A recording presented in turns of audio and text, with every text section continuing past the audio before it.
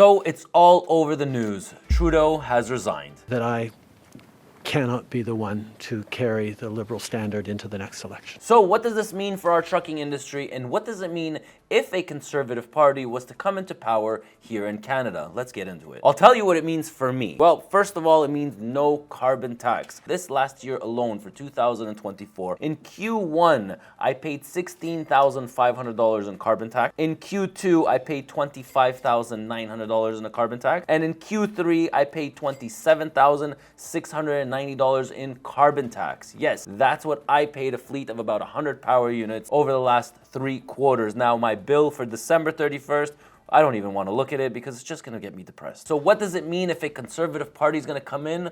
Well, it's his motto, axe the tax, the carbon tax agenda. And I want you guys to know that if the Democratic Party is going to still be in power, these numbers are all going to double and triple over the next few years. And I don't want to be paying $50,000 to $75,000 every quarter for carbon tax. So if this carbon tax was to be eliminated, then we would all benefit from it. Yes, Canadian trucking companies would benefit from not paying the carbon tax. Not only Canadian companies, but Canada as a whole. Overall, the elimination of the carbon tax would provide our economy with a boost. Now, Pierre is all for cross-border trade, and enhancing these policies would increase cross-border trade and directly benefit the trucking industry. Canada and the United States rely on each other for many resources. Now, let's also point the obvious that Donald Trump, I believe, has a bad taste in his mouth with working with the Democrats, and I believe that he would much prefer to work with a Conservative Party here in Canada. Another thing that Pierre has talked about is repeat offenders and how they should be kept in jail. I think that our trucking industry, both Canada and in the US,